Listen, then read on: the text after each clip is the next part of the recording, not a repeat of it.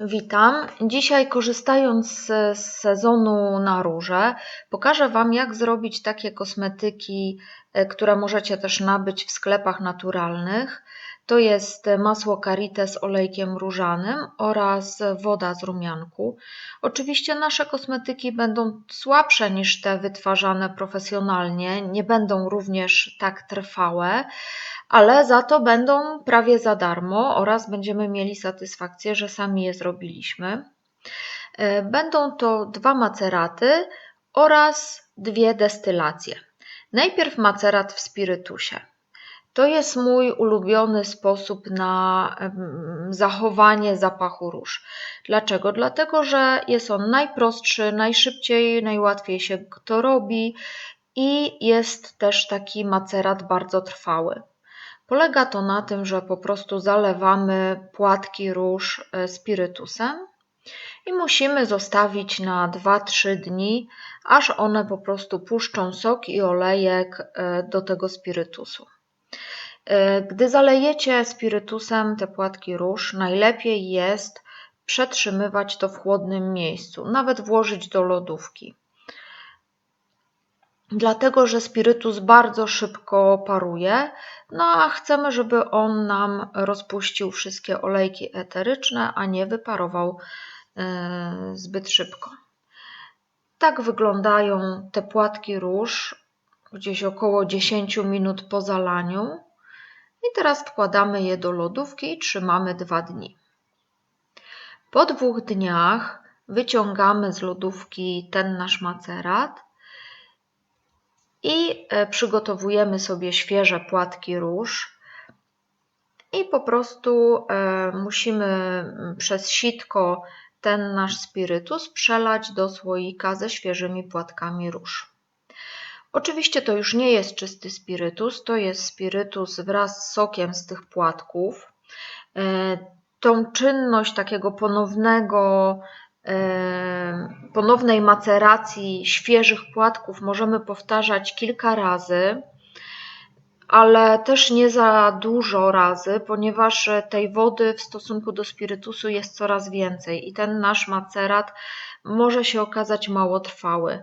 Ja proponuję, żebyście zrobiły to 3-4 razy maksymalnie, bo potem już tej wody jest bardzo dużo i trzeba trzymać całość w lodówce, żeby nam się nie zepsuła.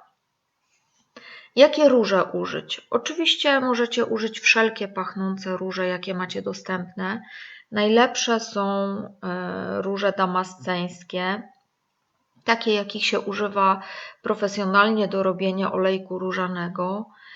Ja niestety nie mam takiej róży, muszę ją sobie dopiero zasadzić w ogródku. Róża damasceńska ma może mniejszy walor ozdobny, ale za to ma bardzo dużo olejku i bardzo intensywny zapach. I w ten sposób to będziemy trzymać i będziemy nasączać. Kolor tego maceratu zależy od tego, jakich róż użyjecie. Tutaj ja używam metody mojej babci do wyciśnięcia reszty spirytusu z tych płatków, żeby je dokładnie odcisnąć. Oczywiście, jeżeli macie prawdziwą prasę do owoców, no to w ogóle jest super, to wtedy nie musicie używać takich archaicznych sposobów. Te płatki po odciśnięciu je bardzo fajnie można ususzyć i one zachowują część zapachu, ponieważ one są nasączone spirytusem, one się nie psują, nie pleśnieją, ładnie się wysuszają. Można je włożyć w woreczki i użyć do aromatyzowania na przykład szaf czy szuflad. Ja zazwyczaj 3 razy maceruję świeże płatki róż, przy czym moja róża jest bardzo aromatyczna i ten roztwór, który utrzymuje macerat ten, jest mocno nasączony zapachem. Do czego można użyć taki roztwór? Oczywiście, jeżeli macie skórę tłustą, to jest on wspaniały do produkcji domowych kosmetyków, toników, tego typu rzeczy. Jest świetny także można go dodać do kąpieli, do aromatyzowania kąpieli, ponieważ spirytus szybko wyparowuje w ciepłej wodzie i zostaje nam sam piękny różany zapach. Ja również taki roztwór rozcieńczony lub nierozcieńczony, tu już widzicie ostatni dzień maceracji, kiedy już będę go przelewać po prostu jako gotowy produkt do zużycia. Ja takim nierozcieńczonym roztworem spryskuję pomieszczenia, spryskuję tkaniny, na przykład dywany, chodniki, zasłony. Przy czym tutaj trzeba uważać, bo on jednak ma kolor, który zabrał z tych płatków róż. To będzie różny kolor w zależności od tego, jakiej róży użyjecie. Może być taki herbaciany jak u mnie, może być różowy, no więc trzeba uważać, żeby nie poplamił tkanin, bo plamy z tego są bardzo trudne do sprania. Ale jest świetny właśnie do aromatyzowania wszystkiego, co nieładnie pachnie, również na przykład butów, dlatego że spirytus zabija bakterie, jest bakteriobójczy, a to bakterie są odpowiedzialne za brzydki zapach. Natomiast no wiadomo, olejek różany nadaje piękny zapach naszym rzeczom. Można go rozcieńczyć z wodą i wówczas on nie jest aż tak bardzo plamiący i można go stosować do większej ilości różnych rzeczy. Bardzo lubię taki macerat spirytusowy, dlatego że on naprawdę może długo stać i nie ma problemu z tym, żeby on się w jakiś sposób psuł. No oczywiście wszelkie produkty z różą, tak samo jak każda róża jest jadalna i te produkty też są jadalne. Możecie spokojnie użyć ich do potraw, do deserów czy w kuchni. No tylko, widzicie, mój wygląda jak taka ciemna herbata. Jeżeli będziecie miały różę różową, to najprawdopodobniej wyjdzie różowy macerat. Jeżeli macie róże kupione, na przykład w jakiejś kwiaciarni, no to one niestety mogą być z jakąś chemią. W tym wypadku należy je dobrze wypłukać. No i nie radziłabym jednak stosować kupnych róż do potraw. Teraz będę robić macerat w oleju. Trzeba wybrać jakikolwiek olej, najlepiej jest olej, który ma postać stałą w temperaturze pokojowej. Ja wzięłam olej kokosowy, rozgrzałam go, żeby on był płynny i zalewam płatki róż. Możecie wziąć olej jaki chcecie, możecie wziąć olej masło karité, możecie wziąć olej babasu, olej palmowy, obojętnie jaki olej stały. Ważne, żeby nie miał zbytniego zapachu. Chociaż mogą być efekty ciekawe, na przykład połączenia olejku różanego z olejem kakaowym. Wszystko oczywiście też zależy od tego, do czego chcecie to potem użyć. Czy chcecie to użyć do kosmetyków, wówczas musicie wybrać taki olejek, który będzie Wam pasował do Waszej cery. I teraz po zalaniu oczywiście staramy się, żeby wszystkie płatki były zanurzone i ten nasz olejek dobrze jest trzymać w ciepłym miejscu, tak żeby on miał cały czas postać płynną. Jeżeli nie macie, tak tutaj już widzicie, ja już przyniosłam go po 3 dniach. Jeżeli nie macie tak ciepłego miejsca, żeby on był płynny cały czas, to po prostu rozgrzewajcie go co jakiś czas. Tylko oczywiście tutaj trzeba z umiarem go rozgrzewać, tak żeby go nie przegotować, żeby nie rozgrzać go zbyt mocno, żeby ta róża nam się nie przegotowała. Ona wtedy nie ma aż tak pięknego zapachu. Także tak tylko rozgrzać, żeby on był płynny. I teraz tak jak ze spirytusem, tak samo robimy z olejkiem, że odciskamy ten olejek z płatków róż. Tutaj oczywiście również ten sok z płatków przeszedł nam do olejku i on będzie powodował, że olejek będzie nam się szybko psuł. W związku z tym my będziemy chcieli pozbyć się tego soku. I dlatego ja wybieram olejki, które mają postać stałą, ponieważ taki olejek po ochłodzeniu ta woda się oddzieli od niego i po prostu łatwo jest ją usunąć.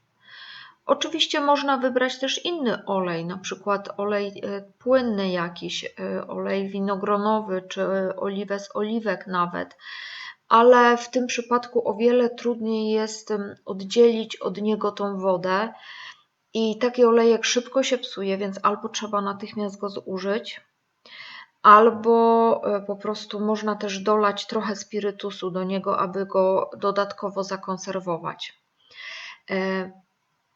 Teraz,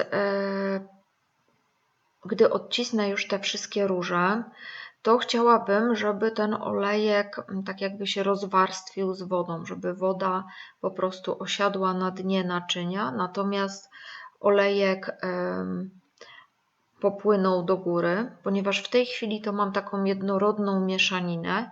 W zasadzie jest to emulsja. Taki tłuszcz, który zawiera macerat z jakichkolwiek roślin, możecie również oczywiście zużyć jako kosmetyk. Możecie zużyć do kominków zapachowych, to Wam pokażę w następnym poście. Możecie też go zużyć do robienia mydła, co również właśnie ja w tym celu ten olejek kokosowy robię. Będę z niego robić mydło. I teraz, żeby on mi się lepiej oczyścił, ja go podgrzewam w garnku z gorącą wodą. Ciepło spowoduje, że tłuszcz się bardziej rozpuści i wyjdzie na wierzch, natomiast woda jest cięższa, opadnie na dno.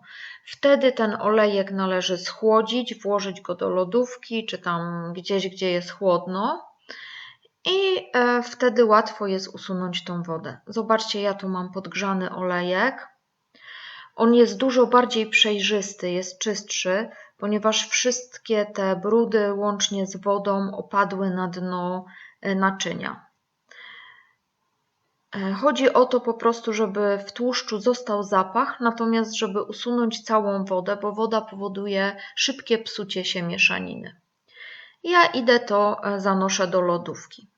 Jak widzicie, po schłodzeniu na dnie jest woda wraz z jakimiś tam resztkami tych płatków. Mam tu przyszykowane już świeże płatki. I tak samo jak w przypadku maceracji ze spirytusem, tylko tam przelewaliśmy spirytus, tutaj przekładam sam tłuszcz do świeżych płatków. I również tą metodą możecie macerować róże 3 do 4 razy, ponieważ w tym tłuszczu, mimo tego, że my go oczyszczamy, to jednak resztki organiczne będą zostawać i czym więcej razy będziecie macerować świeże płatki w tym tłuszczu, tym niestety ten tłuszcz będzie bardziej zanieczyszczony, no i będzie się szybciej psuł. Oczywiście te nasze metody to są takie domowe metody, one nie są tak doskonałe jak te metody przemysłowe, które stosują wytwórcy kosmetyków, prawda? I tutaj widzicie pozostałą wodę z róż. Możecie ją sobie na przykład wlać do kąpieli i mieć aromatyczną kąpiel. Tam też są resztki olejku, które są cudownie nawilżające. Taki olejek kokosowy z płatkami z róż jest bardzo fajny też jako maseczka na włosy. Naprawdę super nawilża i regeneruje włosy. Tu widzicie olejek po kolejnym już razie namaczania świeżych płatków. I teraz już będę po prostu ostatecznie go oczyszczać i zostawiać już gotowy produkt do użycia następnego. Więc oczywiście musimy ten cały olejek odlać, odcisnąć płatki.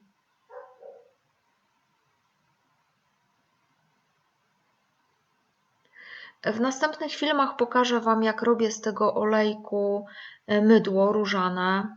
Po prostu to jest moje ulubione mydło. które robię o tej porze roku i potem cieszę się zapachem tych róż, przypomina mi on o lecie w zimowych miesiącach. Przy czym no niestety zapach tego olejku jest zbyt słaby, aby przetrwał w mydle, w tym sensie, że jest on wyczuwalny, ale jest on bardzo słaby, dlatego niestety i tak trzeba dodać olejku różanego. Natomiast jeżeli chcemy ten olejek używać bezpośrednio, na przykład w kosmetykach, w kremach do smarowania ciała czy włosów, to zapach jest bardzo wyczuwalny i jest bardzo przyjemny. Jeżeli robicie świece na przykład, to w bardzo podobny sposób możecie aromatyzować wosk palmowy czy wosk sojowy właśnie do wyrobu świec.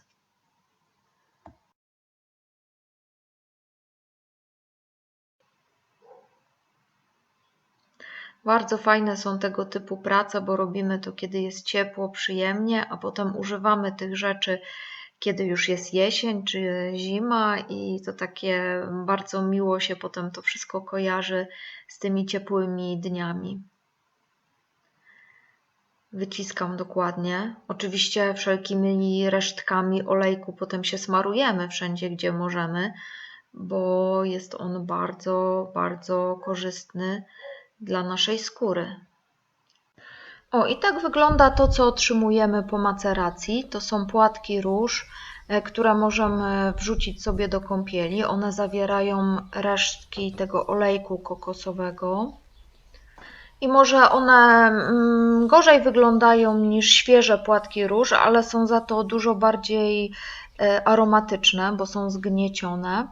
I olejek wkładam do lodówki. Po powrocie z lodówki on oczywiście jest zestalony, na dnie osiadła ta woda. I teraz ja już go będę finalnie oczyszczać z tej wody, z tych resztek płatków, aby go zostawić do późniejszego jakiegoś spożytkowania.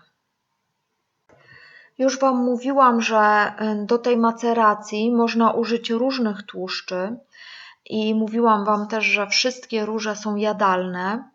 Więc jeżeli na przykład chcecie zrobić jakiś deser różany, możecie zamacerować płatki róż na przykład w maśle i uzyskać masło różane.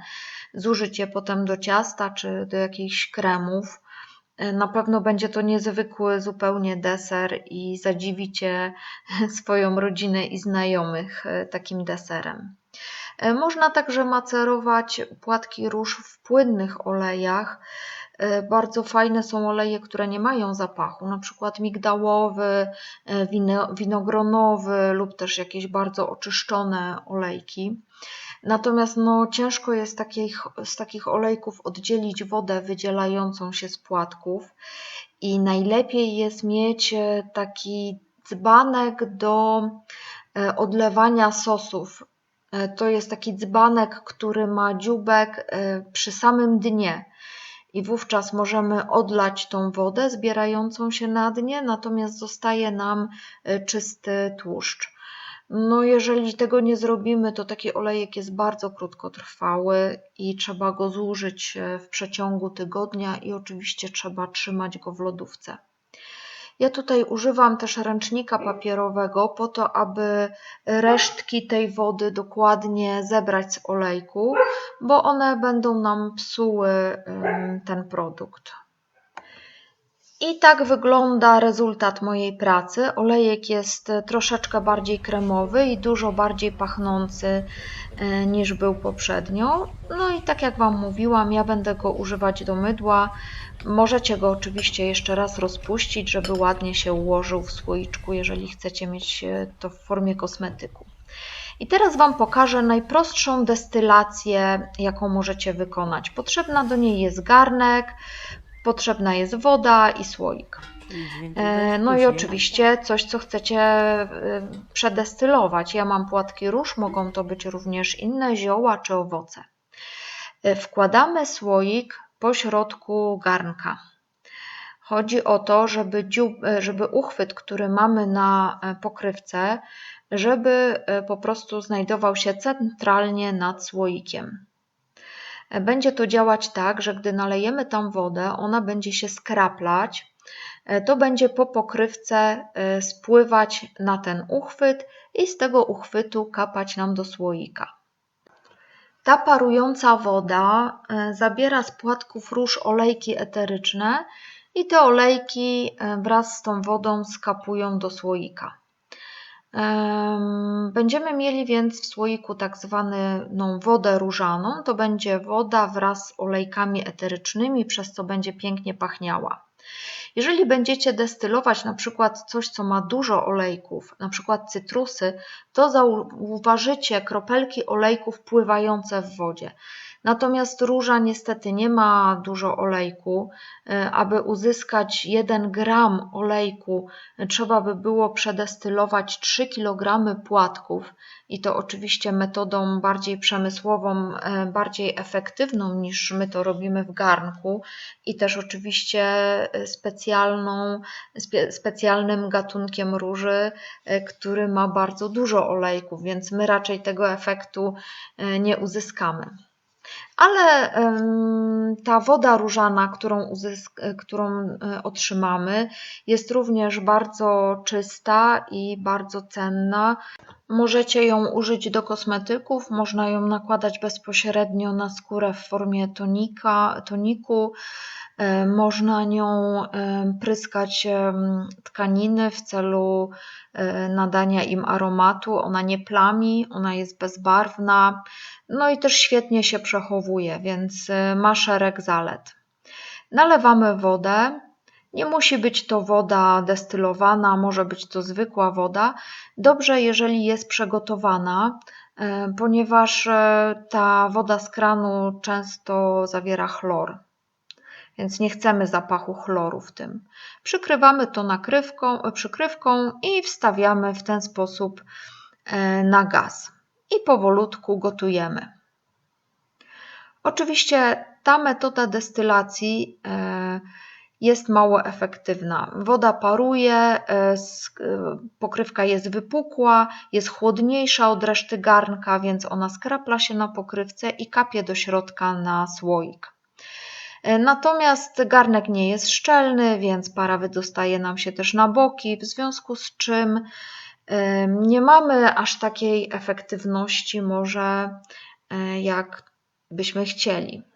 Ale jest to dobra metoda i nie wymaga jakiegoś specjalistycznego sprzętu. I tak wygląda destylat. Jak widzicie, jest to bezbarwny płyn, natomiast pięknie pachnie różami. Możemy go zamknąć i najlepiej jest przechowywać go w lodówce.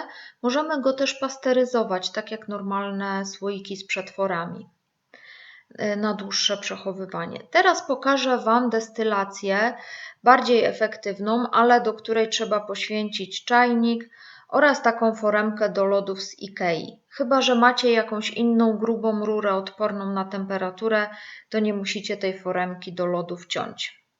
Ją trzeba przyciąć tak, żeby pasowała do dzióbka czajnika. Ja tutaj mam już przyciętą taką foremkę. Ona jest tak w ten sposób przycięta, że końcówka tej foremki znajduje się na końcu tego dzióbka. I na czym to będzie polegać? W środku będziemy mieli nasz materiał do destylacji, czyli płatki róż. To będzie się gotowało, para będzie wylatywać rurą i będziemy ją kierować do szklanego naczynia, które będzie chłodzone zimną wodą i na tym naczyniu będzie nam się skraplać ten nasz destylat. Ponieważ ja nie chcę wkładać płatków róż do czajnika, bo potem jest bardzo trudno je wyjąć, to robię to w ten sposób, że zalewam płatki odrobiną wody. Tutaj mam przygotowane płatki, mam też trochę rumianków, nie tylko same róże.